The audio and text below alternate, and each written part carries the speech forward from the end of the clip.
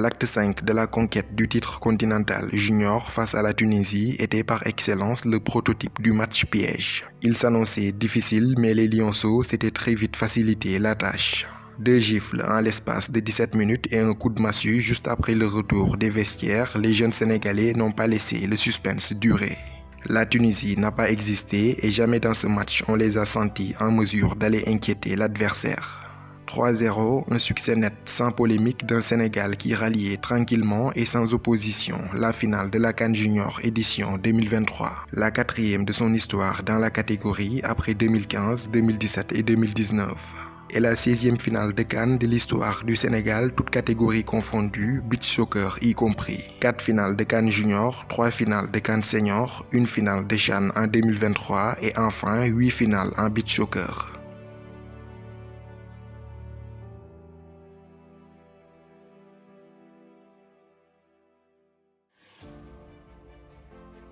Cette année en Égypte, les poulains de Malik Daf ont fait tomber de nombreux records dans l'histoire du football sénégalais sur gazon. Jamais auparavant, une sélection sénégalaise n'avait inscrit 12 buts en une seule phase finale de Coupe d'Afrique. Pape Demba Diop, Lamine Camara, Pape Amadou Diallo et consorts sont les premiers à l'avoir fait. Jamais dans son histoire, le Sénégal n'avait réussi à rallier une finale de Coupe d'Afrique sans encaisser le moindre but. Landing Badji, Souleymane Basse, Seydou Sano, Babacar Ndiaye et Amidou Diop ont réussi à faire du Sénégal une forteresse imprenable. Un chiffre estimé à 450 minutes sans encaisser de but. Jamais dans son histoire, un Sénégalais n'avait réussi à planter 5 buts en une seule phase finale de CAN. Pape Demba Diop l'a fait, 5 buts en 5 matchs dans cette Coupe d'Afrique junior pour le milieu relayeur de Zulte Waregem. Le livre des records ne s'arrête pas là pour ce qui est du football sur gazon. La sélection U20 est la seule de l'histoire du Sénégal à jouer 4 finales lors de ses 6 premières participations. Au-delà des stats et des beaux records, les Lionceaux ont surtout une malédiction à vaincre. Ils sortent en effet de 3 finales d'affilée de CAN Junior perdues. Dakar 2015, Lusaka 2017, Niamey 2019, les scénarios ont tous été les mêmes. Ils sont à chaque fois rentrés avec la médaille d'argent. Outre une malédiction à vaincre, les Lionceaux ont un contentieux à régler, une histoire à rectifier. En 2019, en terre égyptienne, la sélection A du Sénégal perdait à 2 reprises face à l'Algérie en Coupe d'Afrique. En phase de poule, puis en finale, 1-0 à chaque fois. Mais en 2023, lors du CHAN, la sélection locale, entraînée par Pape Thiaw, a fait la moitié du travail. En s'imposant face au pays organisateur, l'Algérie, en finale au tir au but, vengeant par la même occasion leurs aînés de 2019.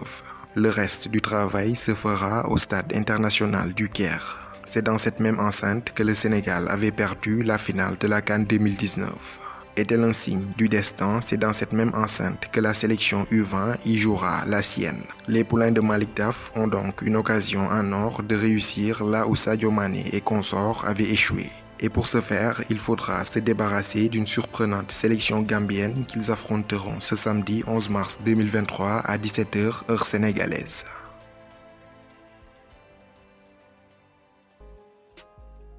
Si le Sénégal est un rouleau compresseur impitoyable qui casse tout sur son passage, la Gambie, quant à elle, réalise un parcours tout aussi exceptionnel.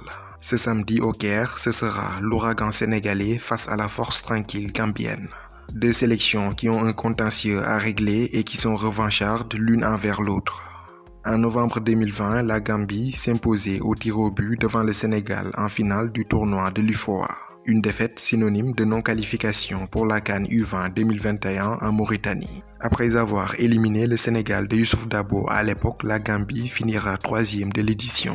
Et récemment, en septembre 2022, le Sénégal bat cette fois la Gambie en Mauritanie. Ce fut à l'occasion de la finale du tournoi qualificatif pour la CAN Junior. La Gambie ne veut pas une nouvelle fois perdre face au Sénégal. Et le Sénégal a toujours en travers de la gorge l'élimination par la Gambie lors du tournoi précédent. Durant cette CAN U20, les 2 sélections voisines ont eu un parcours similaire comme s'ils étaient connectés à distance. À l'image du Sénégal, les jeunes Scorpions ont réalisé un sans faute jusque-là, 5 matchs, 5 victoires. Et tout comme le Sénégal, la Gambie c'est également une sélection qui s'est marquée des buts. Déjà 10 depuis le coup d'envoi du tournoi. Quasi intouchable en défense, létale devant, la Gambie n'est peut-être pas aussi séduisante dans le jeu que le Sénégal.